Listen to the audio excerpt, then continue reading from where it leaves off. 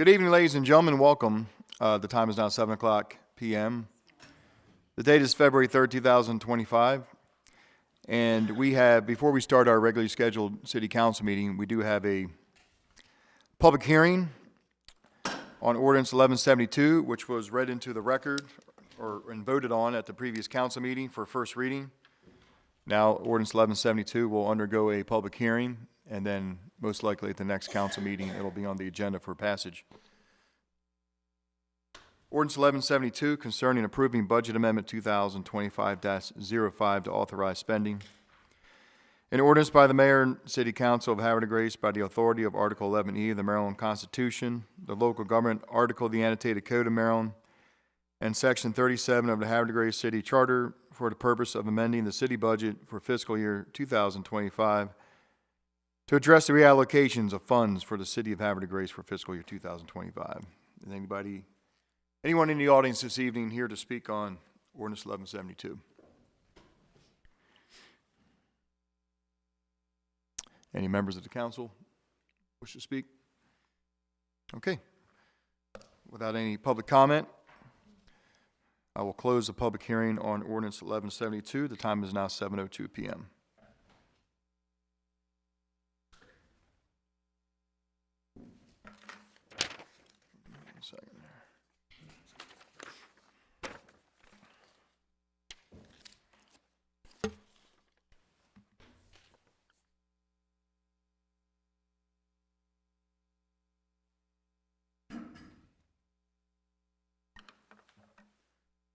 Okay. All right. Okay, we're going to go ahead and start the city council meeting. It's now 7:02 p.m. I will call the roll of the council. Council President Ringsocker is absent this evening. Councilmember Robertson. Here. Councilmember Boger. Here. Councilmember Jones. Here. Councilmember Boyer. Here. Councilmember Shenegas. Here. Thank you very much. Please join me for the Pledge of Allegiance and opening prayer. I pledge allegiance to the flag of the United States of America and to the republic for which it stands, one nation, under God, indivisible, with liberty and justice for all. I ask everybody to please remain standing just for a few more minutes, as it always gives me a pleasure to call up Reverend Jim Sterner of Webster United Methodist Church of Christ. Oh, did I say Methodist? Sorry. Webster United Church of Christ. Sorry. That's okay. Church stuff here. Sorry about that. Good to see you, Reverend. Thank you very much. Good to see you. Thank you for letting me be here. I appreciate it. Please join me in a spirit of prayer. Gracious God, we come to you on this very cold evening after 2 months of very cold weather, and we know that you know it because you created it. We just thank you tonight for the gift, the opportunity, the pleasure that we have in serving this vibrant Havre de Grace community. We just thank you for the gift of service. We also want to thank you, God, for the things that we take for granted, like food and clothing and shelter and our health and the health of our loved ones. And we want to thank you, God, for this community and its gift for being a community of conversation, a community where all voices matter, and a community where all voices are heard. That doesn't happen all over the world, God, and we sometimes take that for granted. And we thank you, God, that we are a community where each citizen has the opportunity to express themselves.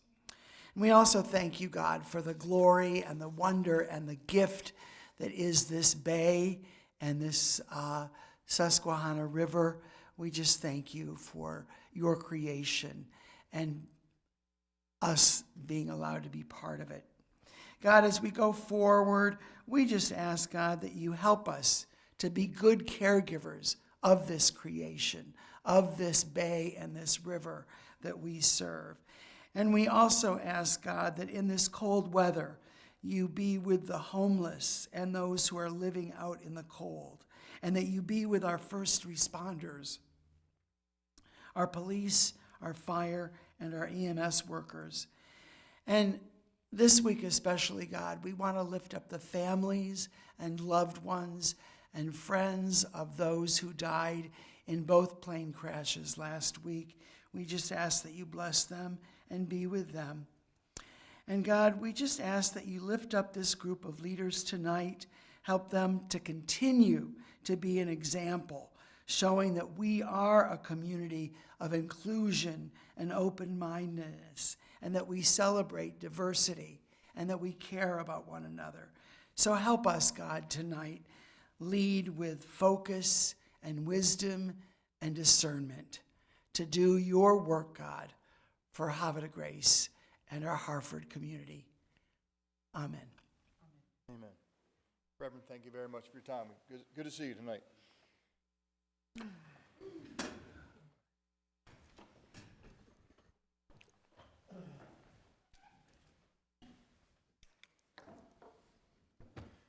We're going to go to item 5, approval of the minutes, City Council meeting minutes of January 21st, 2025.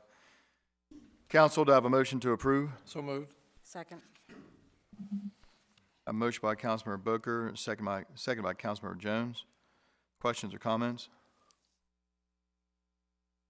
All those in favor say aye. Aye. All opposed say nay. City Council meeting minutes of January 21st, 2025 are approved 5-0 in the affirmative. We're going to go to item 6. Item 6 is comments from citizens. This is the part of the council meeting. If you're here to speak on an agenda item, now's the time to do so. If you're here to speak on any other matter of city business, now's the time to do so also. No forms? Okay. Normally, if someone pre-filled out a form, I would call on those citizens first, but I don't have any forms. So please raise your hand if you came here tonight to speak. Sir. You look familiar. Major Joe Alton, Havre Grace Police, 715 Pennington Avenue. Welcome, Major. Mayor, members of council, I actually stopped by this evening just to quickly say thank you. As most of you know, roughly 2 weeks ago, I completed a journey known as the Super Plunge, which is part of the annual Polar Plunge event, which takes place down in Annapolis, Maryland, in support of Special Olympics. We started out on that journey of fundraising almost a year ago because that had a goal of $10,000 was a minimum. Interestingly enough, when we started out on the goal, we decided, and I say we, because obviously I was pushed into this by somebody else who isn't with me tonight, but my lovely wife, this was her idea, and she said that we were going to fundraise right here in Havre Grace. We weren't going to go anywhere outside the city. And I'm happy to report for that event, we raised just under $17,000 total.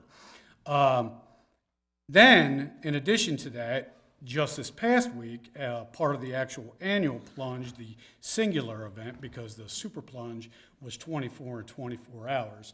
Some other folks decided to just do it once, but that's beside the point because I joined with them as well. And we raised an additional $5,440, which brought the grand total to over $22,000 for Special Olympics Maryland this year for the Havre Grace Police Department as a whole. Just to give you some additional stats, the Super Plunge alone, which was a total of 52 people that were crazy enough to do it, raised a total of $555,834. And then the police plunge, which was last week, as I said, raised an additional $337,052 for a grand total of $892,886, all in support of the most amazing athletes in the world, Special Olympics Maryland. So, as I started, I just came here tonight to say thank you. There were a number of fundraising events throughout the year. The mayor obviously came out and got dunked with us when we were at Coakley's. There's some pictures of the event, but again, everything happened in Havre Grace.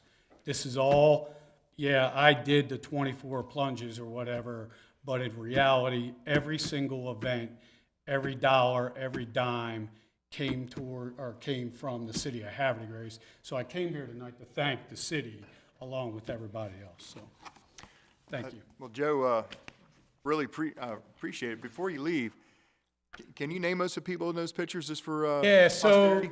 This is the cool one because I will tell you that we obviously grouped in with a bunch of folks that represented the police department.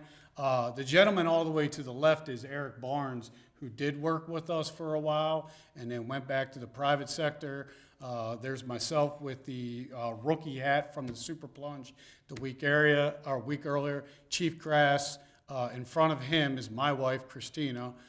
Sergeant Sova, Sergeant Petz, Corporal Gertz, and then another friend who works in a federal partner is Paul Maceras on the end. Karen Hydrus is the lady in front. And then if you all don't know, probably the most famous Special Olympic athlete in Harford County is Stacy Hall, who's up in front of us there. And Stacy, if you don't know her, maybe we can bring her out here one night. She is a rock star, for lack of a better word. She actually super plunged too the week before, and she's done it a couple times, but that's beside the point, or whatever. So yeah. Well, I'll tell you what, that's quite amazing. And what you do is, well, first of all, how'd you get the chief out there? Oh, that's easy. You just sign him up. It's much like the event at Coakley's. Yeah, it's. Combine what Joe did and I did, we averaged 13 dunks each. Yeah, so much like the arm twisting that went on with the dunk at Coakley's, it's not too complicated when the chief is in the office next to me, and you just sign them up, and then you go, hey, you're going to plunge. So yeah. Council, any comments? Casey? First of all, you're an amazing person. Your wife is absolutely an amazing person unto it, and then everybody who supports you with it. Can you talk a little bit more about the students? I know that not students, about the athletes from Havre Grace, because I think we have a couple of them, right? Oh, yeah. So we have athletes right here in the city as well as obviously, throughout the entire state and county, that kind of thing. I think the coolest thing, what I could share with you real fast about Special Olympics, is most people don't know why why do we need all these dollars? And we actually raised the entire plunge, just so you know, raised a little over $4 million with the big giant plunge, and all of them added up together, is because Special Olympics does not charge its athletes a dime, not a penny, to participate. And they send them, not only do they participate in sport, but they send them through all kinds of training to do public speaking, much better than I'm doing right now probably.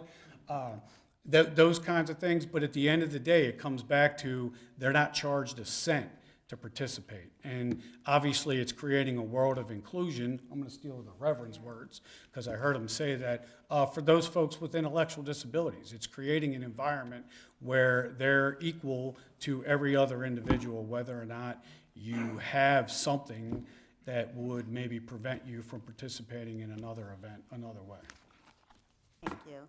I've personally seen how Special Olympics has changed and made the self-confidence of the athletes grow. The people who work at APG for Chimes, Yeah. you can see year to year, and when they come back from winning their medals, how proud they are and how they talk to us and let us all know about what all of they have achieved. It's just amazing. So, quick super story again, Stacy, and I don't know if you know her from APG, but Stacy's worked the same job at APG for going on 35 years. And from the day she graduated high school, she actually started working at APG. We have people, in all kinds of jobs that don't hold them down for whatever reason. She has worked out there and has no problem telling you how awesome it is that she's worked there for, I know it's 30 plus, but I'm pretty sure it's going on 35 years. And how much she loves her boyfriend. I'm sorry. And how much she loves her boyfriend. Yeah. So, yeah. Yep. Thank you. No, thank you. And I also want to say, just the connection with the police to that population, very important, very special. So I'm glad you mentioned that, because I did forget one thing. Something that we found this today, the chief and I, we were talking. The police plunge has only been around since 2012. Interestingly enough, the Havre Grace Police right now rank 7th overall in the entire state in fundraising, and we found like just out of the world impressive, considering that the leader happens to be the Baltimore County Police Department, but they're a police department of just shy of 2,000 cops. We're 36 cops, and we're number 7 in the entire state. And so, yeah, I meant to bring that up, and I'm glad you mentioned it. Yeah, I mean, well, that's just it, right? I was doing, again, I'm not a math person, but I was doing the math, and to your point, Councilwoman, we are clearly number 1 per capita when you talk about the numbers as far as where we sit, so. Any other comments or questions for Major Walton? Very impressive. Thank you for all you do. We're happy to support you, and what you do is commendable, so we appreciate it. Thank you very much. Thank you, Joe.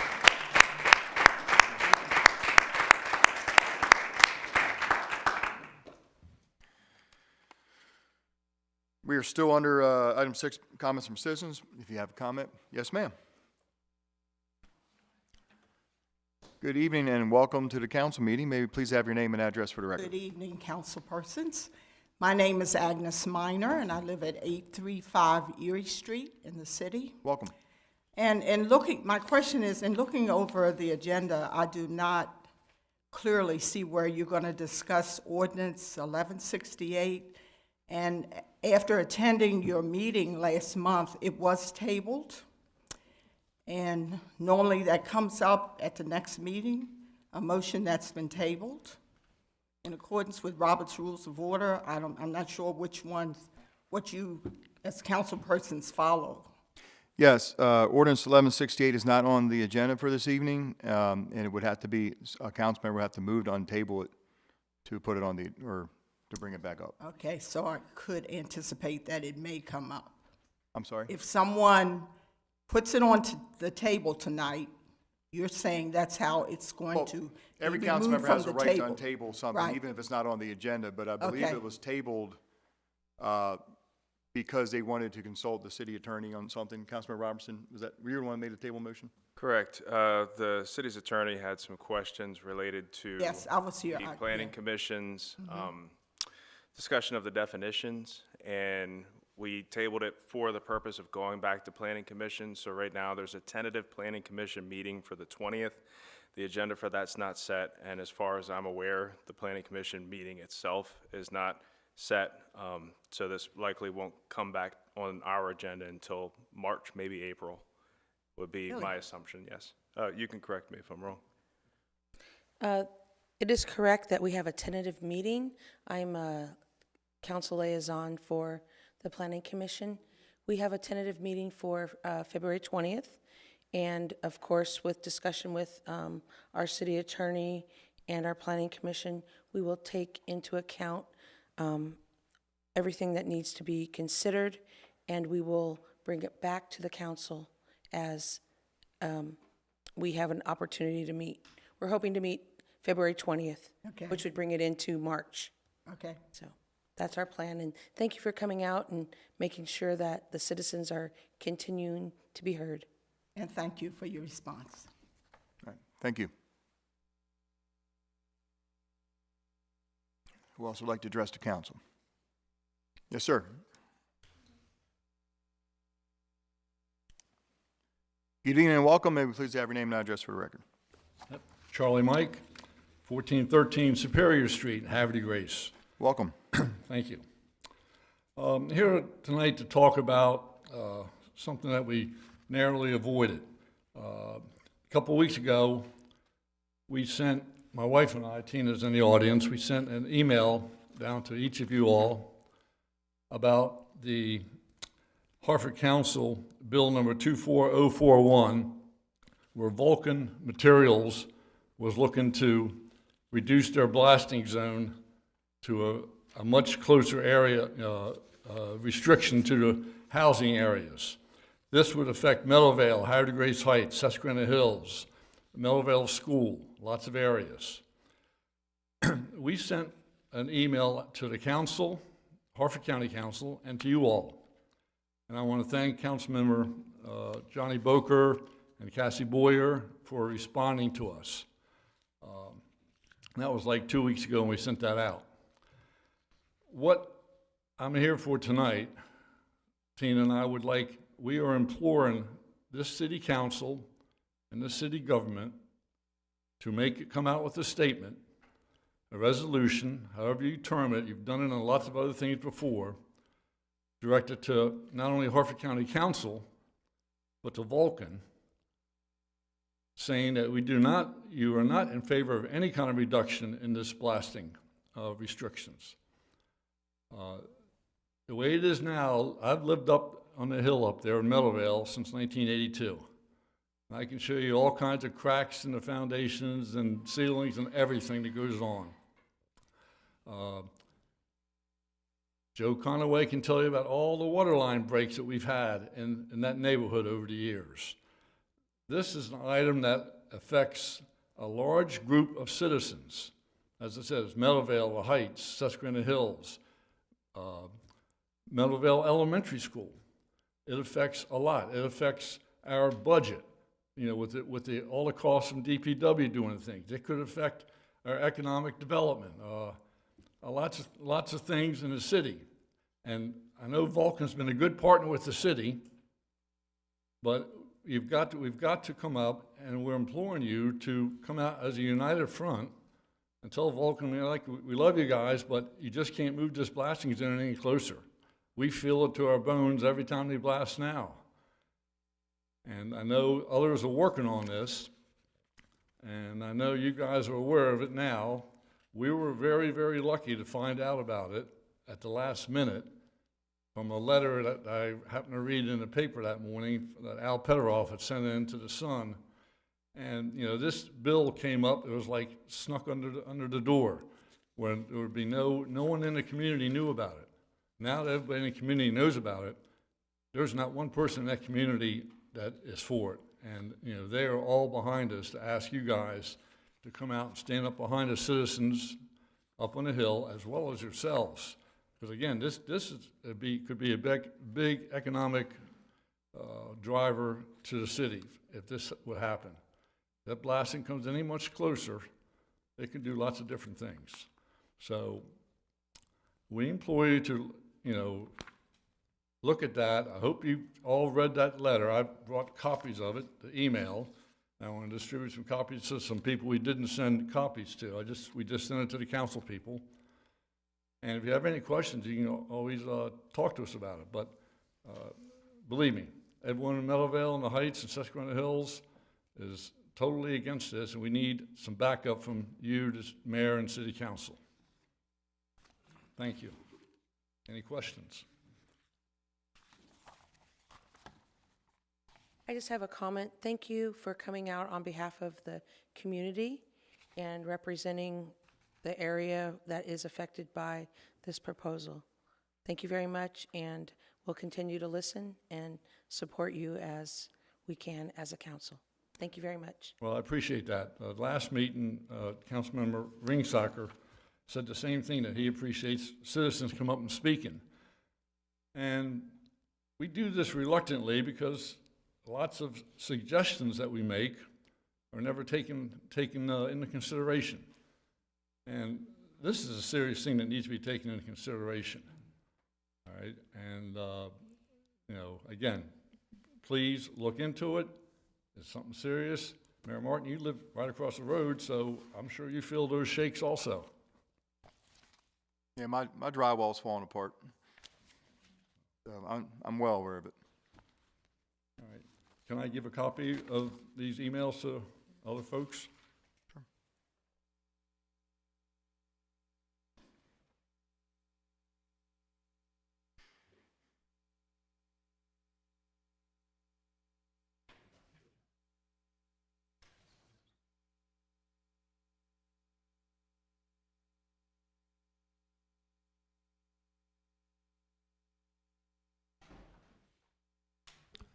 Okay, ladies and gentlemen, we're still under item 6, comments from citizens on agenda items or other matters of city business who wishes to address the council.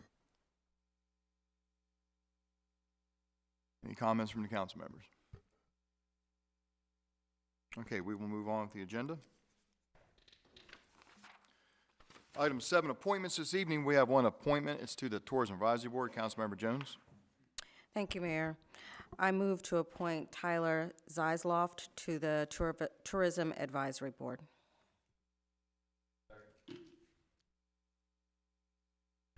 Council, I have a motion by Councilmember Jones, seconded by Councilmember Robertson, to appoint Tyler Zyloff to the Tourism Advisory Board.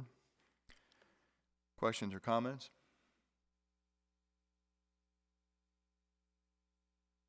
All those in favor say aye.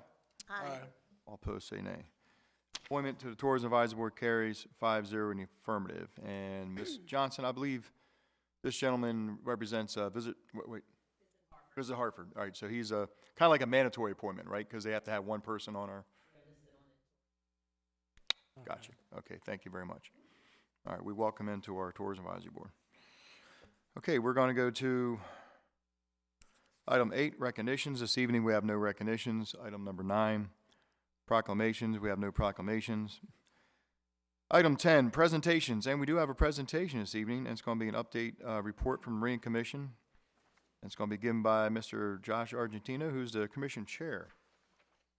Good evening, sir. Welcome back. Good evening. How are you guys? Oh, we're doing well, thank you. Good. I didn't bring a copy of it, a paper copy, but I have a copy here. This is my first February Marina Commission report, so this is kind of a wing it as I go. But generally what I did is I pulled the code up of what our purpose is. So the purpose of this aforementioned report is to satisfy a requirement of the Marina Commission to advise on a recommendation for rate and charge setting. The Commission shall meet in November of each year and shall hold subsequent meetings as needed to accomplish the purpose set forth in 2571 of the article as it relates to recommendations to the Mayor and City Council. In doing so, the Commission shall consider each item in 2571 of this article and its impact and contribution to rate and charge setting. These recommendations shall be delivered in writing to the Mayor and City Council prior to the first regularly scheduled City Council meeting in February of each year. So, the purpose of this Commission is to provide the Mayor and City Council recommendations regarding the below sections. Moving forward, the Commission recommends the recommendations below be delivered to the Mayor and City Council. So these recommendations is what we've kind of talked about over the last year in the Marina Commission and kind of the big issues that need to be addressed. So Section A talks about the direction of the enterprise fund. The Marina is very well funded with the current slip rates, and as of 1/28/2025, the fiscal year budget has a balance of $352,963. With the fund balance from the last fiscal year of $761,000, the ending fund balance is $1,114,831. Additional slip fees are expected to be added from the 2/1/2025 deadline for slip holders that elected to pay in 2 installments. So I'm not sure of the number of what's coming in for the 2/1/2025, but I don't think it's much. I think a lot of people have already paid. The Section B talks about capital project rate and structure coordination.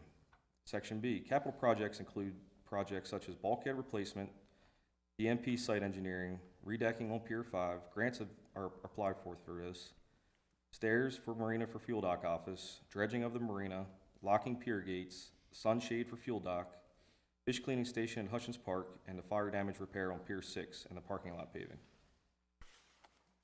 Section C, we came up with budgeting considerations and timing of implementation. The Marina Commission recommends the above projects to be part of the budget for the next fiscal year and implemented as soon as possible.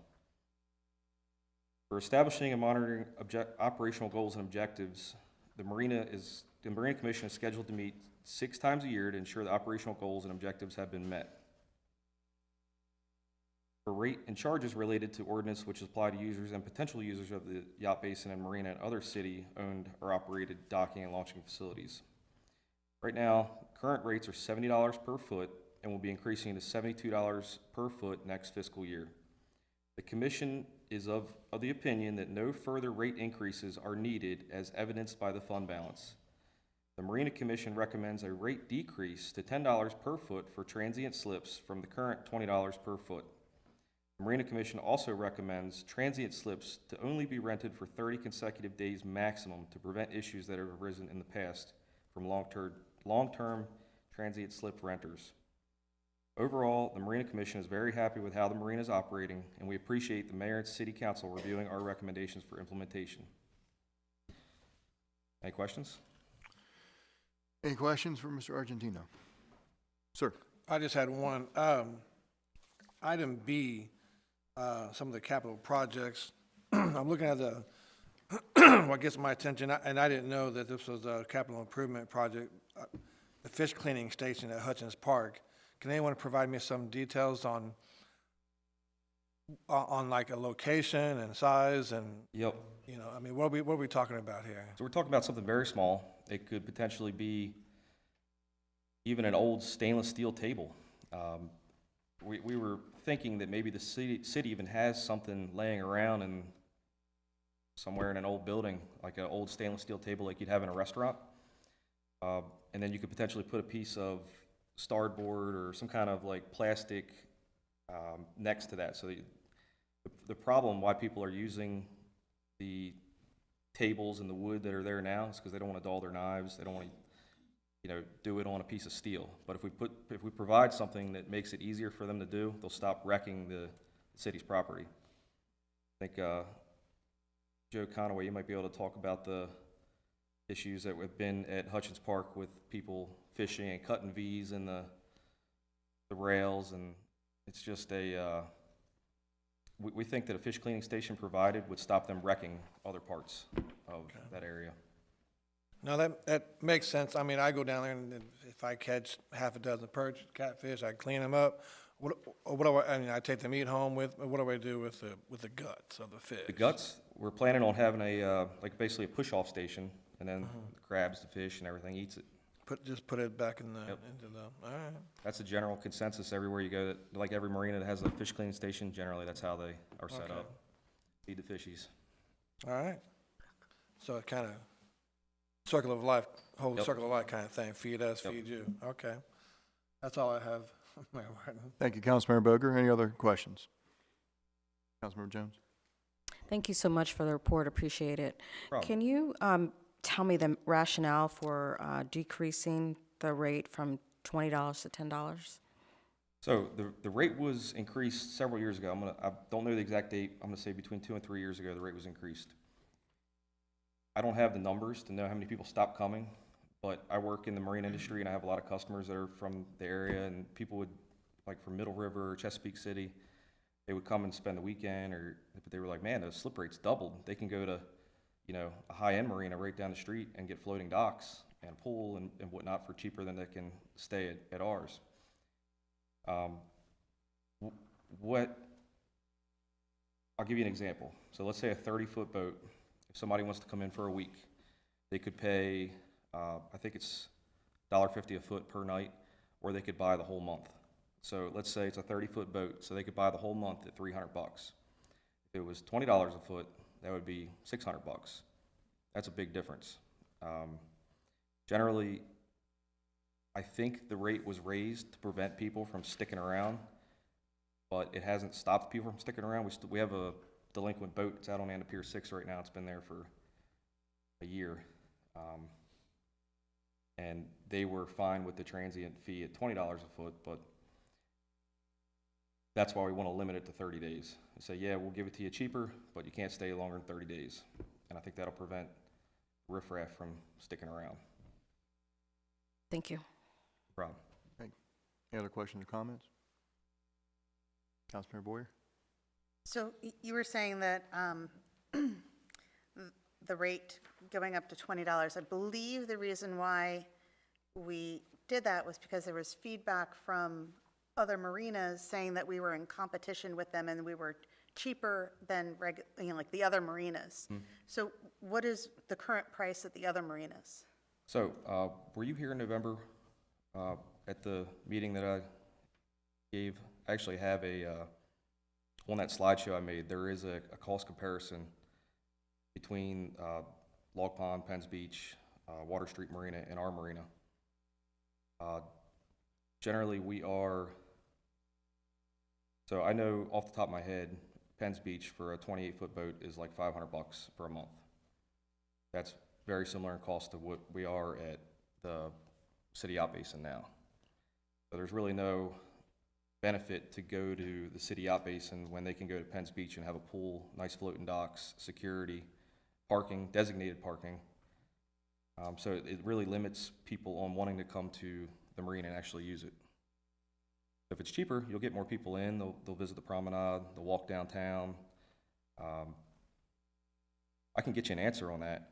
I mean, I get it, I understand, but I also don't think that we should be in competition with the other marinas. I think we should all be kind of like equal, somewhere whatever similar. equal makes sense. I get it, they have more amenities, and therefore somebody would probably pay a little bit more for that, but I don't want to undercut them either and Yeah, make makes it so sense. that they come to us and say, you know, now you're taking all our people away, because I don't think that's the intent either.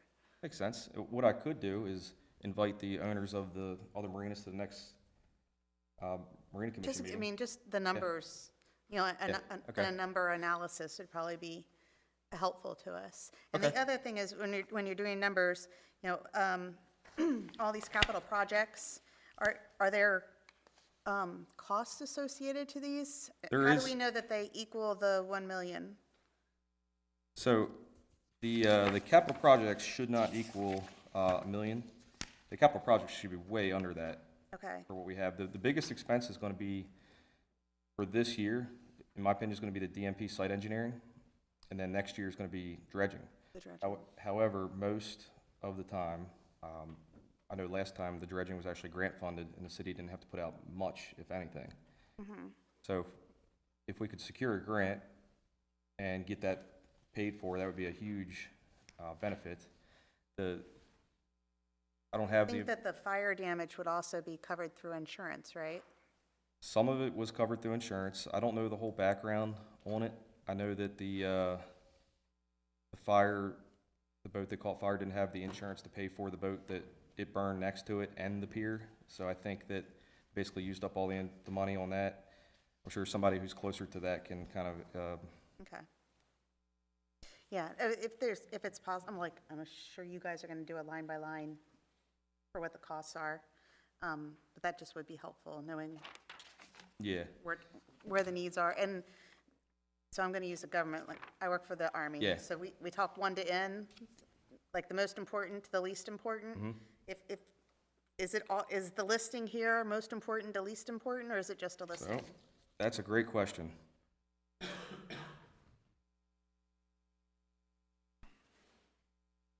Josh, thank you for presenting tonight, and I would like to chime in that I think ultimately the most important is the dredging. Yes. And that's huge. I agree. And so it is not in the correct order as prioritized, but dredging is not an annual event, so it's something that we have to plan to in advance. We have to work together with DPW and with the state to make sure that we are making sure that we are allocating everything correctly. So I appreciate you taking time to No problem. put everything in order, but Yeah, that's, to your answer, That makes sense. I would definitely agree with that, and that's a general consensus down at the marina. If you go down there at low tide or even a blowout tide where the wind blows the water out, it's like 6 inches of water in some slips. One thing that you guys don't know about yet, because I haven't sent the minutes out from the last meeting, but we approved them at the last meeting. I just have to send them in.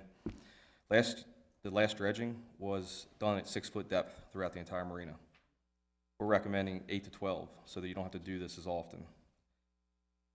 From me boating, like, every day, I've seen, from the time it got dredged, 6 months later, it probably silted in a 1.5 foot pretty quickly. So the deeper we can get it, the less it has to get done. But that all comes back to the DMP site, if it can hold that amount of dredge material or not. So that's where the engineering would probably come into play first, is being pretty important. So one more question. Sure. I saw recently that the kiosks are up. Yeah, Is there anything that you can, I know that's something really important to our council president. they're Is there anything that you can, actually doing pretty good. They're right in your face. So when you pull in the marina and you go to launch the boat, it's right there. You literally pull up to it, so you can't miss it. So the first month that they were around, they did $1,400 in sales. I don't have the numbers for the last 2 months, but I'm going to say it's probably down because it's been cold. yep, there's been a lot of crazy people out there. Yeah, so I'm gonna say we'll probably see an uptick in May, early April and May, and then you'll get to see what actually it'll make.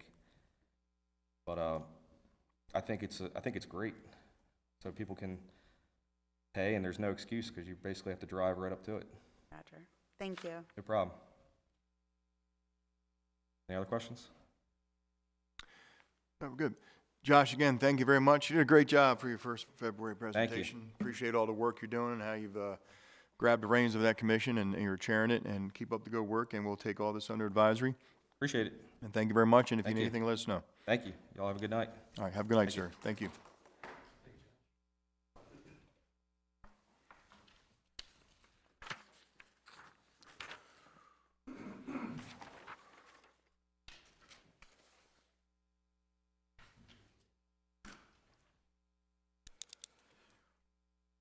Okay, we're going to go to item 11, resolutions. This evening, we have one resolution, and it's dealing with a license agreement. I'll hand that off to the chair of the planning committee, Councilmember Schnages.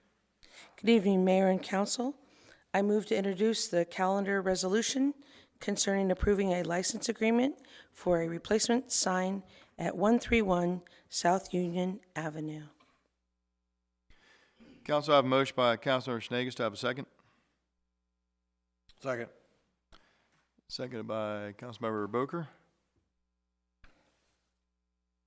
This is a motion to introduce a resolution. Questions or comments on the introduction? All those in favor say aye. Aye. All opposed say nay. Motion to introduce calendar resolution carries 5-0 in the affirmative. Council, this will be known as Resolution 2025-04, 2025-04. A resolution by the Mayor and City Council of Havre, Grace, Maryland, pursuant to the local government article of the Annotated Code of Maryland, sections 33 and 34 of the City Charter, for approval of a license agreement to replace a sign at 131 South Union Avenue right-of-way. Council, I have a motion to adopt Resolution 2025-04. Second. Motion by Councilmember Jones, seconded by Councilmember Boker. Questions or comments?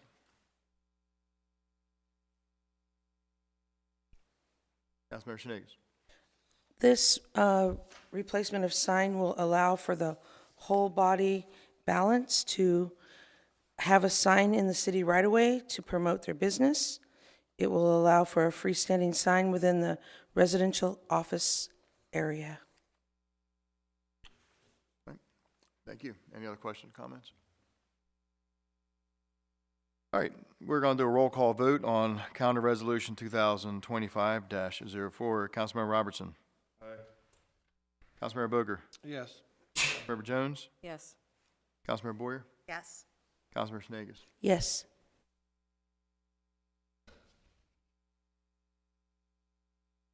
By roll call vote of 5-0 in the affirmative, City Council Calendar Resolution 2025-04 is adopted by council. We'll go to item 12, ordinances. This evening, we have 4 ordinances. One is first reading, and 3 of them are going to be, one is second reading, and 3 of them are going to be first readings. So item A is going to be the second reader, and that's Councilmember Robertson. Thank you, Mr. Mayor. Mr. Mayor, fellow council members, I move to introduce on second reading ordinance number 1172. Council, I have a motion by Councilmember Robertson. Do I have a second? Second. Second by Councilmember Boker. This is a motion to introduce ordinance 1172 on second reading. Questions or comments on introducing this ordinance? All those in favor say aye. Aye. All opposed say nay. Motion introduced carries 5-0 in the affirmative. Ordinance 1172, an ordinance by the Mayor and City Council of Havre, Grace, by the authority of Article 11E of the Maryland Constitution, the local government article of the Annotated Code of Maryland, and sections 33 of the Havre, Grace City Charter for the purpose of amending the city budget for fiscal year 2025 to address the reallocations of funds for the city of Havre, Grace for fiscal year 2025. Council, I have a motion to adopt 1172 on second reading. So moved. Second.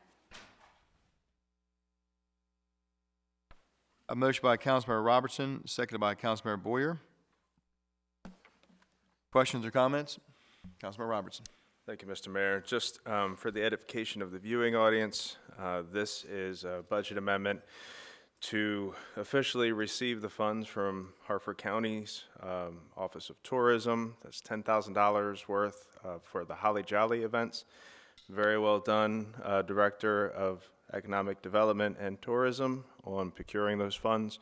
But now that the city's received the funds, the city has to increase the revenue line and then increase the expenditure line. Similarly, the police department was offered a $500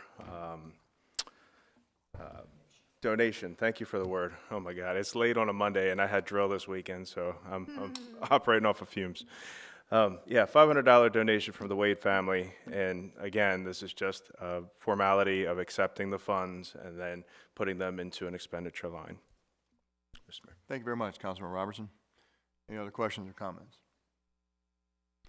Okay, council, we're going to do a roll call vote on ordinance 1172, second reading.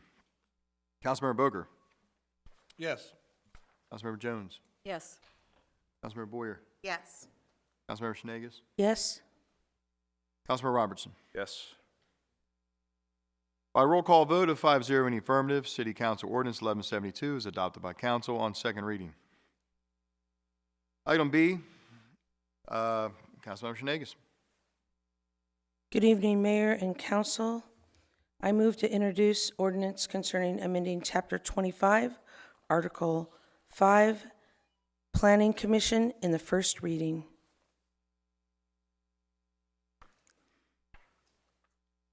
Council, I have a motion by Councilmember Shenegis to introduce an ordinance concerning amending Chapter 25, Article 5, Planning Commission. Do I have a second for this introduction?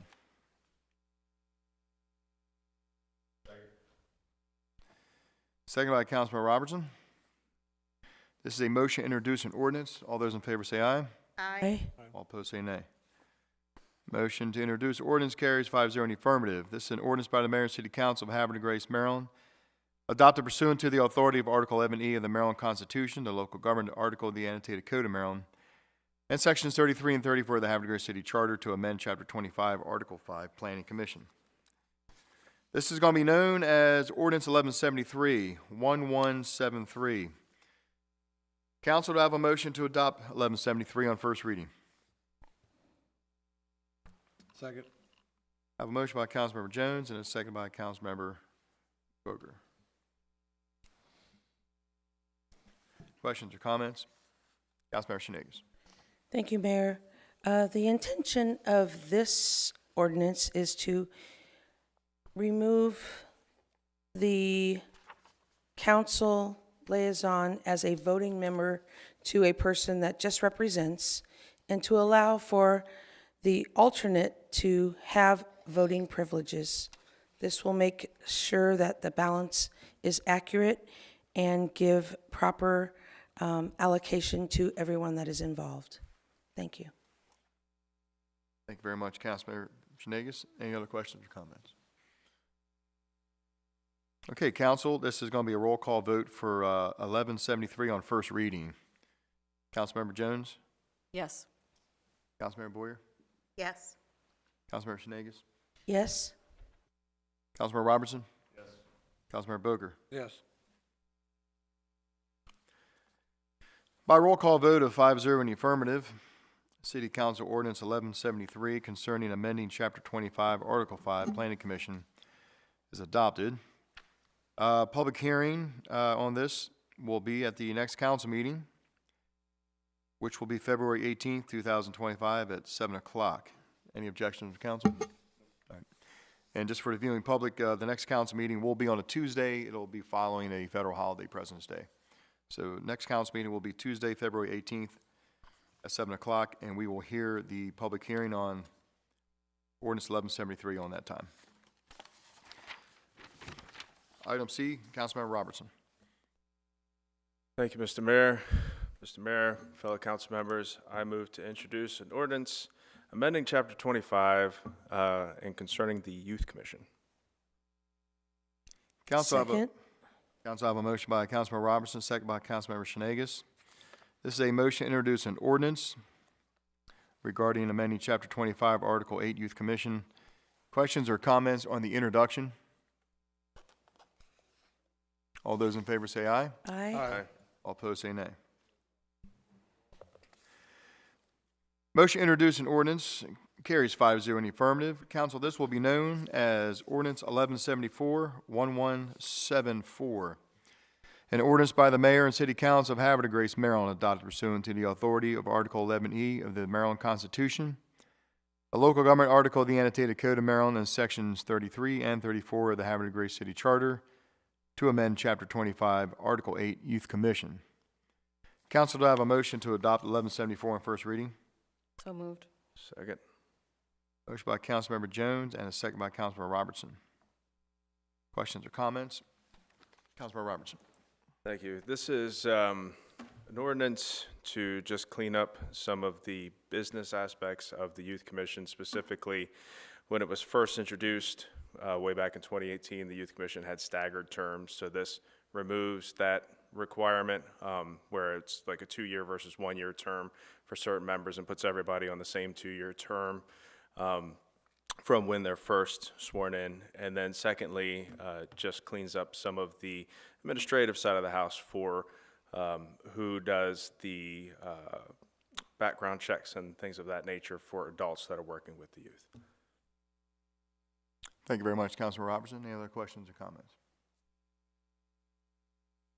Councilmember Shenanigans? I just want to say to the Youth Commission that it's commendable that they put the importance of our youth in protection so that the adults working with them have those background checks. Thank you very much.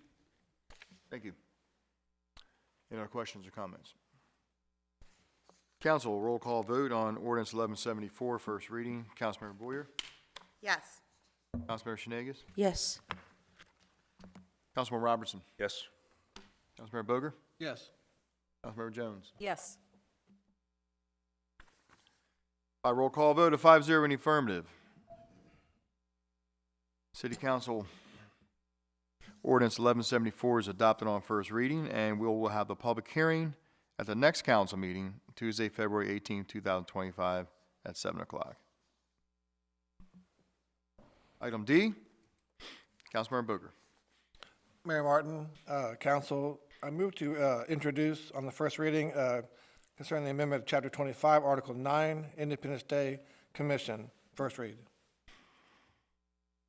Second? Council, I have a motion by Councilmember Boger and seconded by Councilmember Shenanigans. This is a motion to introduce an ordinance on first reading. Questions or comments on the introduction of this ordinance? All those in favor say aye. Aye. All opposed say nay. Motion to introduce an ordinance carries 5-0 in the affirmative. This will be known as Ordinance 1175-1175, an ordinance by the Mayor and City Council of Havre, Grace, Maryland, adopted pursuant to the authority of Article 11E of the Maryland Constitution, the local government article of the annotated Code of Maryland, and Sections 33 and 34 of the Havre Grace City Charter to amend Chapter 25, Article 9, Independence Day Commission. Council, to have a motion to adopt 1175 on first reading. Moved. Second? A motion by Councilmember Jones, second by Councilmember Shenanigans. Questions or comments? Sir. Yeah, just for the edification of the members who are with us tonight and the citizens who are tuning in, just wanted to clarify that what this actually does to the commission itself, it actually deleted that you couldn't have less than 7 members. We kind of want to expand the commission there a little bit. Can't really expand the commission unless you do the ordinance. Volunteer member and citizen member all throughout the document. There is some clarity on that, so we made it just member to be consistent throughout the document. Deleted specification to non-volunteer support and added that the administration would also provide some staff support on an as-needed basis.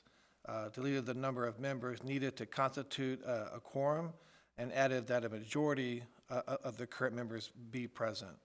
We also deleted the portion on the initial appointments and added that a council member serve as ex officio, and I happen to be the council that serves as ex officio.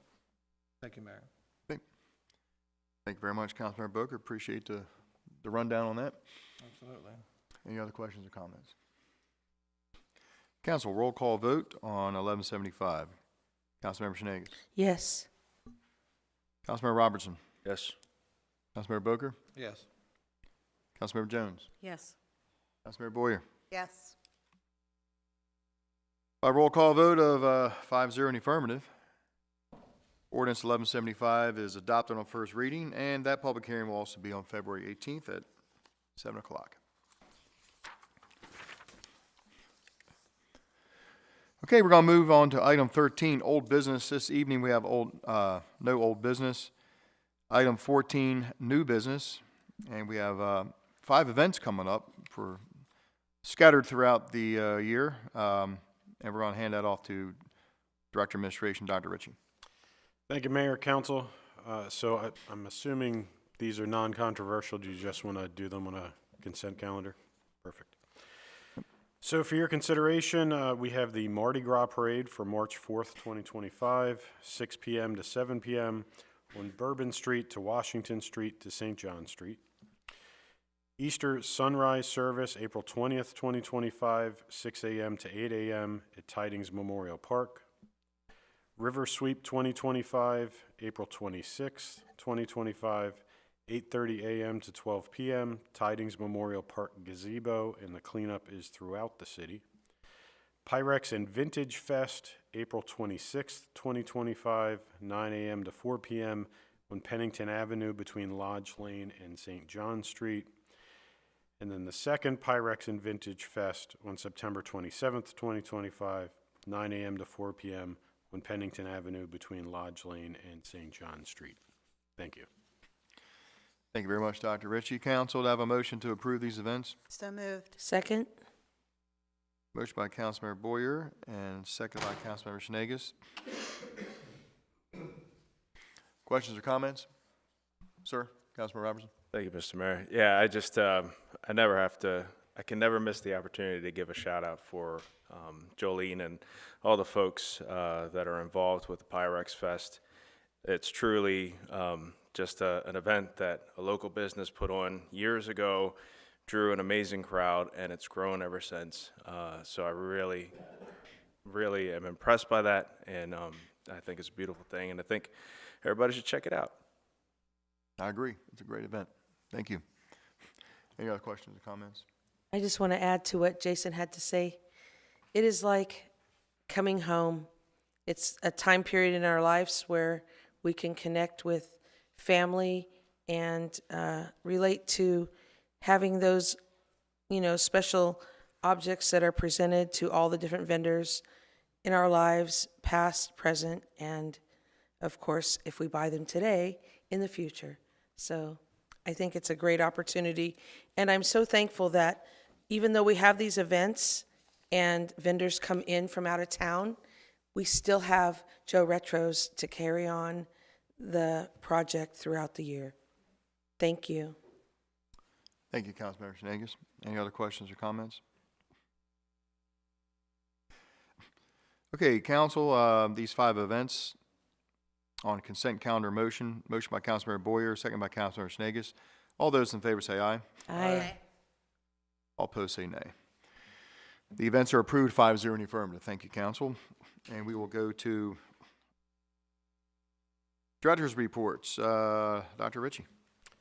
Thank you, Mayor, Council, colleagues, citizens that are in person and at home. There are some nice events going on in the city between now and when we see each other again at the next council meeting. So the Star Center, very exciting. We have some new renovations that are being wrapped up currently. They've been going on all month. We have new seats, and a new seating arrangement will be debuted at the Almost Queen concert on February 8th. And I looked it up right before I came in. There are only 28 tickets available, and all of them are single tickets. They have no pairs next to each other for this event. So congratulations to Bambi Johnson and her team for an almost sellout at this point. For Valentine's Day on September 14th, Chris Pinella is going to be performing at 8 p.m. At the Opera House, we have a couple of fun events. So the Opera House is presenting One Dame Funny Valentine Game Show, a tribute to Dame Edna by her honorary understudy. That is on February 7th at 8 p.m. And on February 8th at 1 p.m. at the Opera House, the Havre de Grace Colored School Foundation presents Langston Hughes Youth Oratorical Contest. So it's middle and high school students. They'll deliver original speeches inspired by the powerful theme, "A dream deferred is a dream denied," drawn from Langston Hughes' iconic poem, Harlem. It is free to attend, but registration is required. And then I wanted to remind everybody that the Winter Farmers Market is every other Saturday from 9 a.m. to 11 a.m. on Pennington Avenue, right out here in front of City Hall. And the next one is February 15th. And then lastly, I do want to thank my colleague Adam Rubchinsky. He's not here, but I still want to thank him. He filled in for me at the last council meeting. I normally don't share stuff in my personal life here, but this one's too good not to share. So I was out of town with my fiance. She was taking her nurse licensure exam, and she passed. And today is actually her first day as a registered nurse, and I'm so proud of her, so congratulations. And that concludes my comments for the evening. Thank you. Congratulations, that's awesome. Well done. Nothing like a growth industry, huh? Okay, excellent. We're going to go to comments from our Director of Economic Development and Tourism, Ms. Bridget Johnson. Well, I thank you, Mayor, council, citizens in the audience and at home. A couple of quick updates. The quarterly Business Beat newsletter was released this morning. Everyone should have received it in their inbox. If you did not, or anyone watching us on our YouTube channel, please contact me at City Hall, 410-939-1800, and I will be sure to add you to our email list. The next release is scheduled for the end of March, so hopefully we'll have more additional information about new businesses opening in the city of Havre de Grace. And speaking of businesses opening in the city of Havre de Grace, we would like to welcome Breezy Bay Boutique that is located at 204 North Washington Street. That's across from the old Larapin Grill. They opened on January 1st. Very nice little shop. We are happy to have them here. And right up the street is the Unique Boutique. They are located at 107 North Washington Street. That's kind of across from Java by the Bay. So we welcome both of those businesses to the city of Havre de Grace. Additionally, we have an application for a new building in our wonderful industrial park that is growing. So this building will be located at 1621 Clark Road. It is going to be 168,000 square feet of Class A. I had too much coffee. Class A office and warehouse space. This would be our second building in the industrial park in less than a year. That's a lot of movement for us. I'm very excited. So if you want to know where 1621 Clark Road is, as soon as you take a right turn onto Clark Road, you pass the Acer exhibits, and right now there is just vacant land there, and that is where this new building will be. They have site plan approval, and they should be pulling their building permit next week. So very excited about that. They're also applying for enterprise zone tax credits. What kind of business will it be? It is the building is being built on spec, so It's a they'll spec, have a okay. tenant, yes. Havre County Office of Economic Development received a $200,000 grant from DHCD. That's also where we normally receive our grant funding. It's for a facade program, which we've had one in the city of Havre de Grace since 2005. Our facade grants are only available to the buildings and businesses located in the Main Street District. So I'm happy to partner with Havre County government because they would be able to offer their grant to businesses located pretty much anywhere on the Route 40 corridor. They're still working out the guidelines for that program, and I'll have additional information in the very near future. EDAB is this month, as always, is TAB. EDAB will be held on February 19th, 4 p.m. here in City Hall.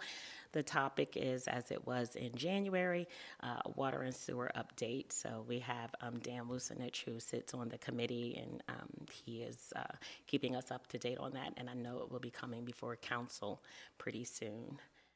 TAB meets on February 19th at 10 a.m., and we are discussing First Fridays, which is coming up again starting in May through October.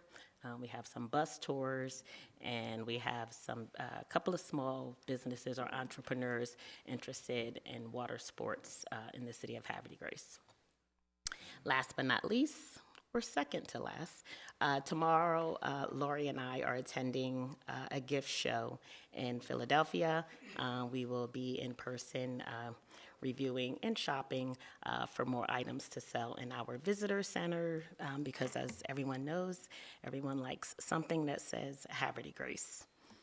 And for the visitor center, we have upgrades starting hopefully late February, the beginning of March. We'll be just renovating the space, painting, new floors, shelving, and expanding our retail space that we have.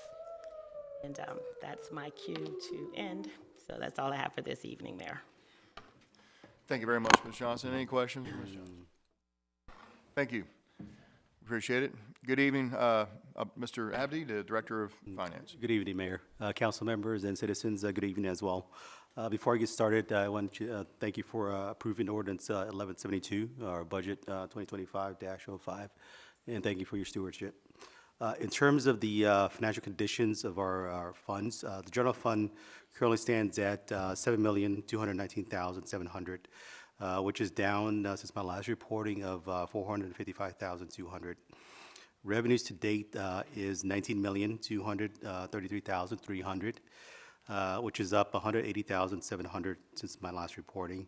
Expenditures currently stand at $14,363,200, which is up $635,900. With respect to our water and sewer fund, Fund 9, it currently stands fund balance at $6,012,200, which is down $1,497,100. That is partially because there was a debt payment that was made last week for our CDA. Beginning balance has not changed. It currently stands at $1,746,800. Revenues are currently $13,512,400, which is up $449,800. Expenditures to date stand at $9,247,000, which is up $1,946,900. For my final fund, Marina Fund 8, its fund balance currently stands at $1,109,100, which is down $7,500 since my last reporting. The beginning fund balance has not changed. It currently stands at $761,900. Revenues to date is $701,900, which is up $5,700. Expenditures to date is $354,700, which is up since my last reporting of $13,200. So that concludes my financial updates for this council session. Thank you. Thank you, Mr. Abdi. Any questions for the Director of Finance? Thank you. Sir. Appreciate it. Good evening, Mr. Conway, the Director of DPW. Good evening. Mayor, Council, two quick topics. Gettner Construction completed the water main project finally on Congress Avenue from Junietta to Market Street. Today and tomorrow, they were finishing up the pavement restoration, so that's a good thing. Had a nice little opportunity for decent weather to do that. Today, DXI, I believe they finished that large patch on the foot of Green Street, which will make the dentist and the residents on that block pretty happy. And we lucked out for the deep freeze we had last month. We only had 4 water main breaks, 2 water services, and I think we had a dozen meters that were froze, and all since been resolved. Last time we had a freeze like this, we had 18 water main breaks in 10 days, so we lucked out. So yes, sir. That's all I got. Thank you. Any questions for Joe? Thank you, sir. Appreciate it. And good evening, Chief. Good evening, Mayor, council members, citizens. Just wanted to echo what Joe had said earlier. Just thank you to everyone for their contributions and donations, and it truly does.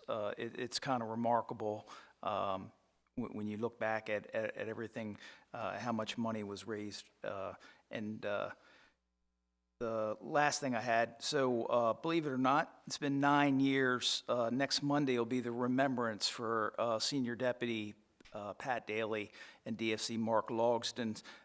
They were close friends of mine. They were killed in the line of duty February 10th, 2016.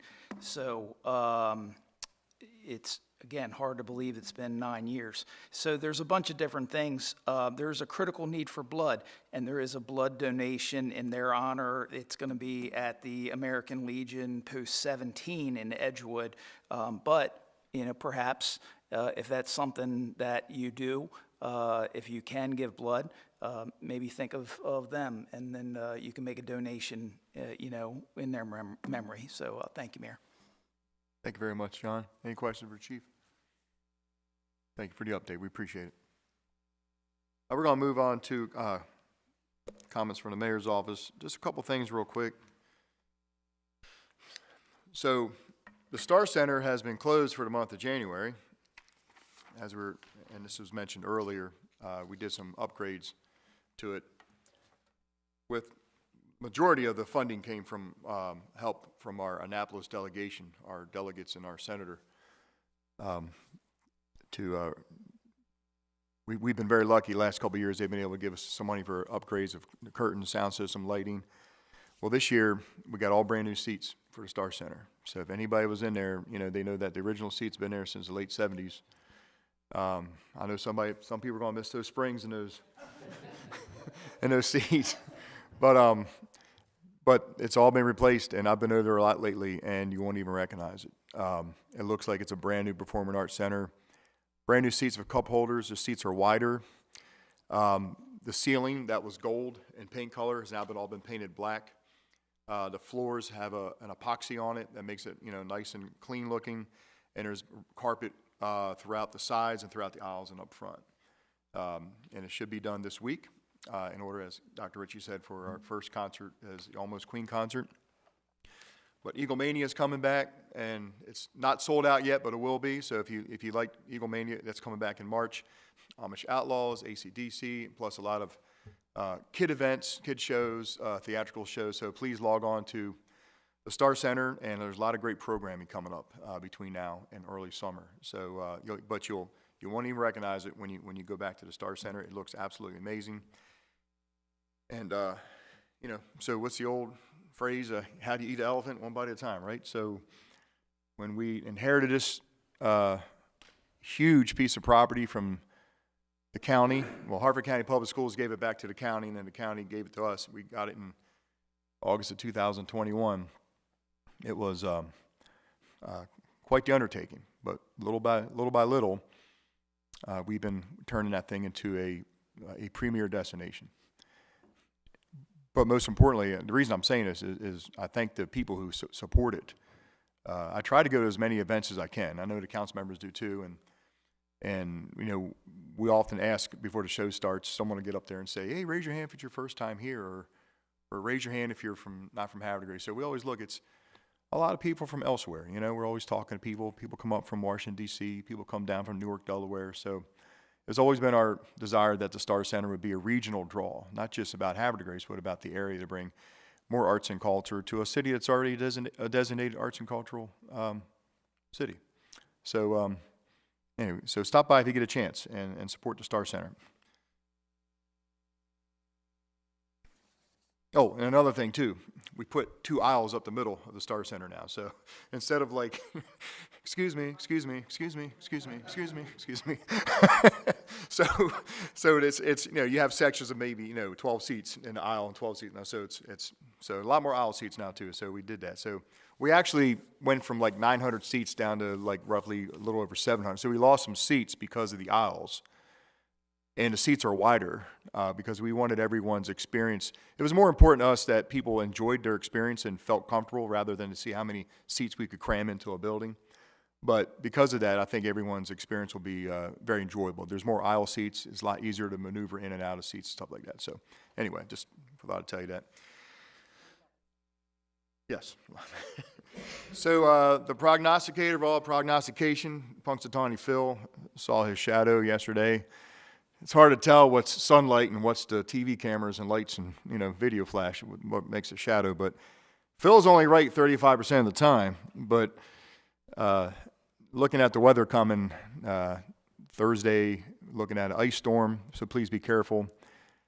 Snow can be fun, but ice is nothing to mess around with. So, and then after that, it looks like if you've been following some meteorological long-range talks on their blogs, it looks like that polar vortex thing is going to come back down our way, and we'll probably get another taste of winter time. So don't put away your snow shovels yet. This warm weather this week is just intermission. So, but as always, our DPW crew is on top of it, and we'll do everything we can to, get your roads cleared up as soon as possible in the event of some inclement weather. Finally, I do have something I'd like to read into the record, a statement. It's better that I read this so I get this correctly. Many of you know, most of you probably already know this, but back in December, there was a letter that made it out into the Aegis newspaper about an ethics violation that included myself and some members of my staff.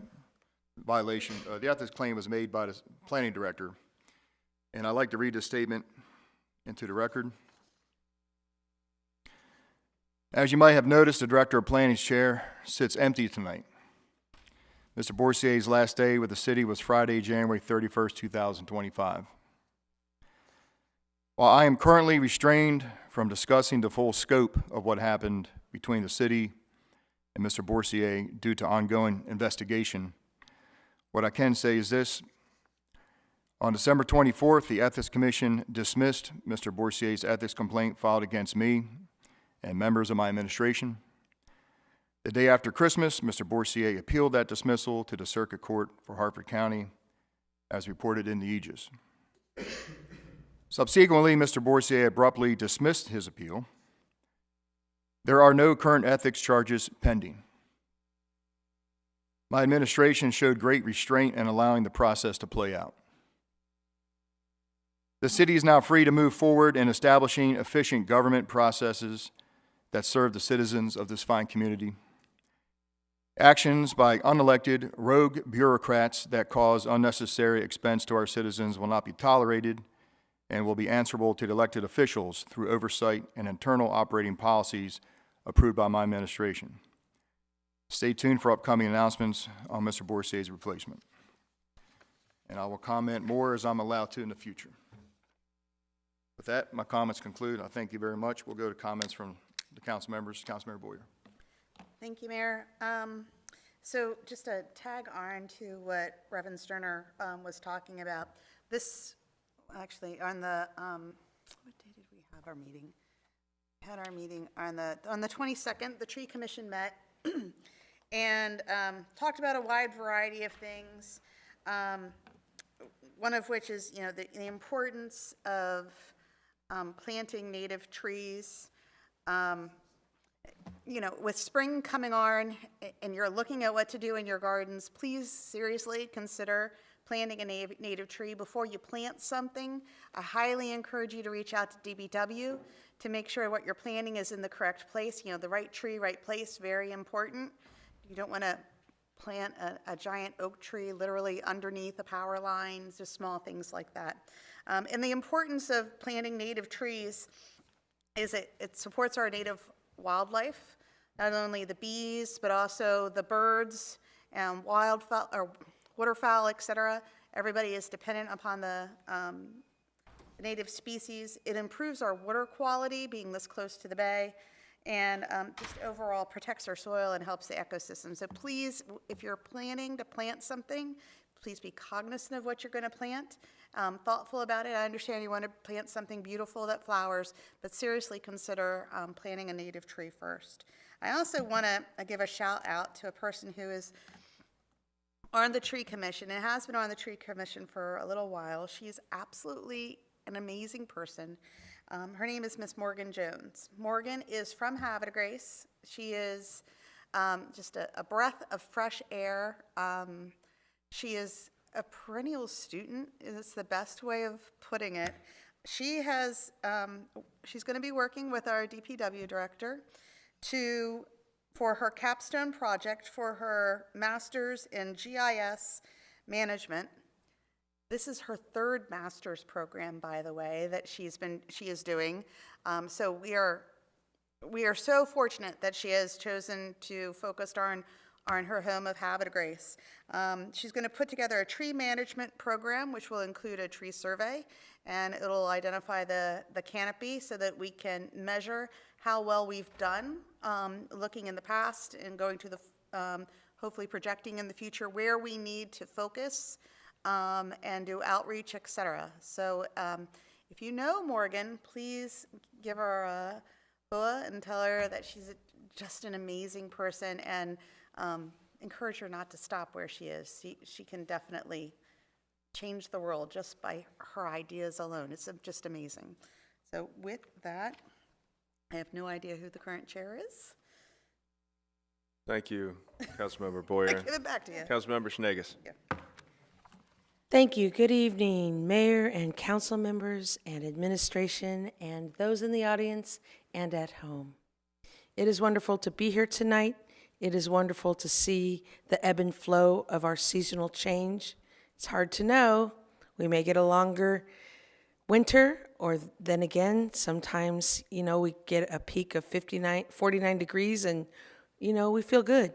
So with hope in all things going forward, we certainly want to keep hopeful for February 22nd with our Ice Festival coming up. We want it to be just the right temperature so that those beautiful sculptures remain alive, but not too cold that we can't come out and enjoy the adventure. Many businesses and local nonprofits have put together a wonderful idea and representation of their organization and business, and want people to come out and enjoy the good times. I know that in the past, our Ice Festival has been wonderful for families and people in the business, in the community, tourism, etc. It's a great time. It's fun for all ages, and I just hope that we all have an opportunity to come out and enjoy. In addition to that, moving a little closer to time, 2 days away from now, we have an opportunity, citizens that are interested in painting or finding out how to paint. There's an opportunity in town at Market Street Brewery this Wednesday, 5:30 to 8:30, to connect with our local artist, Ezra Berger, and take out some supplies and have an opportunity to paint your own design under his direction. It's always nice to see murals and things in the community, but when you have your own ideas, but you're not quite sure if you know that you have that confidence, come on out. It will be well fed, and you'll be joined by other people that have a similar interest. And that is, again, this Wednesday, February 5th, 5:30 to 8:30. The cost is $30, and it includes all the supplies you need for painting, a canvas, etc. The only thing that is free is your mind and your creativity. So come on out. Looking forward to seeing people as the weather ebbs and flows out in town and at the Ice Festival and the Farmers Market. Thank you very much, everyone. Wonderful to be here tonight, and look forward to seeing you soon. Back to you, Mayor. Thank you very much, Councilmember Schneegis, and good evening, Councilmember Robertson. Good evening, Mr. Mayor, fellow council members, city staff, ladies and gentlemen still here, and those at home. Just a couple quick events to rattle off. First and foremost, this coming Saturday, the 8th, if you have not already done so, and if you've never heard of this event, the American Legion in Havre Grace puts on a phenomenal dinner. Most slots are now sold out. I think there are still a few left. Tickets are available in the lounge Saturday the 8th, with dinner starting at 6. It's like $40 or $45, I think, but it's steak, it's crab, it's shrimp, it's all the things that you like, prepared by Chef Mac. You could not get a better deal. Also on the 8th is the Cupid Pub Crawl. That begins at McGregor's. Several of the restaurants and pubs in town are participating in that. That starts at 5. That is a ticketed event. You can purchase tickets online at Eventbrite ahead of time or on site at McGregor starting at 5. And I want to let everybody know about a special event that's coming up. It's a USO show and Living War Memorial fundraiser. It'll be the first fundraiser of the newly formed Havre de Grace Living War Memorial 501c3. So that takes care of the historic building that currently houses the American Legion and the Veterans Museum. If you've ever had a chance to go in there on a Saturday from 1 to 5, there's some phenomenal volunteers in there telling their stories and all of the artifacts of local veterans that have been donated to the post to tell the story of local veterans through time. Really interesting place to be. The plan is to eventually expand that museum to make up about half of the first floor and the entryway there. But to do that, they need funds, and you can support them March 15th at their first fundraiser. Tickets are available online and at the Legion Lounge right now. It's a USO-style event with USO-style performances all throughout the decades. So think World War II through Vietnam and on. And the entertainment is done by Rosie Jack and the Bangtails. And if you've ever had a chance, they're a contingent of Rogue Swan that does a lot of jazz-style performances, speakeasies, and stuff like that. So they've really leaned into doing this. They have the Andrews Sisters Act and all that good stuff going on. Doors open there at 6, light fare provided, and a cash bar. Again, March 15th. You can get tickets online at Eventbrite or in person at the American Legion ahead of time. Thank you. Thank you, Councilmember Robertson. And we're going to go to Councilmember Booker. Thank you, Mayor Martin, council, directors, citizens who are still with us, and those who are online. Getting dressed this evening for the council meeting, I just come across this wee bit of tartan, and I thought, well, I'm going to go ahead and rock it tonight in the memory of Miss Perry Stewart, who we just recently had a celebration of life this past Friday at the Vandiver. A huge staple of the community. Attended that, and then attended also the service for Mr. John Roger Lee, who actually passed away recently too. So shows respect for him as well. Councilman Shenanigans was there for that one. So just kind of wanted to put that out there. Director of Economic Development and Tourism had mentioned the Business Beat. It's a fantastic read. I encourage anyone in Havre de Grace to go ahead and subscribe to that document. You read it online. There's a really good article in there on Water Street Seafood Restaurant. There's a great video. I think they were on the news or something. Who they hosted? Who hosted? WBAL. Okay, yeah, that's pretty good to reach all the way down to little old Havre de Grace, right? And for WBAL. So either they were really impressed with the restaurant or they're really hurting for a story. I'm not sure which. So, but no, it's a great restaurant. Are you kidding? All of our businesses are just top notch. So in closing, I want to thank the police department, as I usually do, the Susquehanna Hose Company, EMS, and all of our first responders. Thank you. Mayor? Thank you very much, Councilmember Booker. Good evening, Councilmember Jones. Good evening, Mayor, Council, Directors, citizens in the audience, and citizens at home. I first want to give condolences to the families of Roger Lee and to Eric Sumwalt.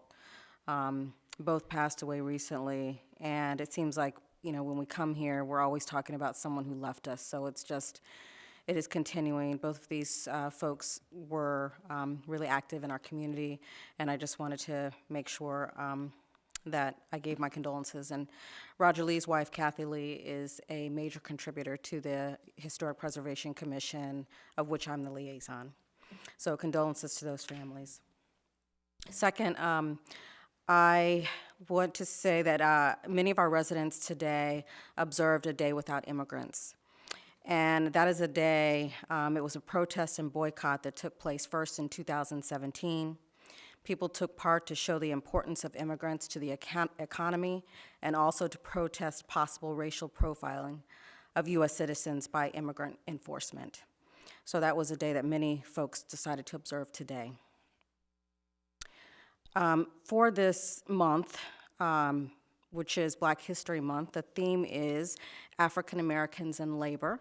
And I'll just share a little bit about what that focuses on. It's on the significance of contributions and experiences of Black workers throughout history, highlighting their vital role in shaping the American labor landscape. And there are a few events this month that I wanted to bring to your attention. One, Dr. Ritchie mentioned February 8th, the 2025 Langston Hughes Youth Oratorical Contest.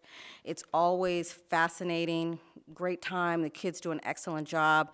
If you have not been, I would suggest you put that on your list, and it'll be a highlight for your Saturday. Also, the NAACP is hosting its annual Freedom Fund event, which is going to be on February 17th, and that's at the Havre Grace Community Center. This year it is a lunch, so it will begin at 12. I also want to shout out, I did last week, to another business, Black-owned female business, Maison Intimate Catering, and just saw Stacia, who was the chef, not too long ago, and she mentioned how she's doing a really, for Black History Month, doing a really bold and robust menu for the whole month. So she is located in Aberdeen, but many of you know her, and her family is very prominent in the Havre de Grace area, so I wanted to give Chef Stacia a shout out. In closing, I wanted to, thank and recognize Mr. Abdi for all the work that he did, recently helping the Arts Commission go through all the budgeting. I know that was a lot of work on your part, extra work, and I thank you very much for shepherding them through that process. And then also a shout out to Mr. Conway. It has been very cold, and I wanted to make sure that I gave a thank you to your team for just being out there in this frigid weather, and doing the duty in the county, in the town. Yeah. And that's it. That's all I have, Mayor. Thank you very much, Councilmember Jones. So we're going to move to item 18. And item 18 is a motion to move into closed session, and I'm going to ask if Jason, or Councilmember Robertson, if you can make that motion for us. Mr. Mayor, I make a motion to go into closed session upon adjournment of the open session today, Monday, February 3rd, 2025, to consider the following matter: to discuss a personnel matter, to consult with counsel to obtain legal advice, to consult with city staff and the city attorney about pending or potential litigation. Second. Council, I have a motion by Councilmember Robertson, seconded by Councilmember Senegas. It's a motion to go into closed session. All those in favor say aye. Aye. All opposed say nay. Motion to go into closed session at the conclusion of this meeting carries 5-0 in the affirmative. Thank you, council. Item 19, adjournment. Do I have a motion to adjourn? Second. Motion by Councilmember Jones, second by Councilmember Boyer. All those in favor say aye. Aye. All opposed say nay. The time is 8:34. That will conclude the council meeting for February 3rd. Wish everybody a good evening and a good couple weeks. We'll see you back here on the 18th. Thank you very much, everybody.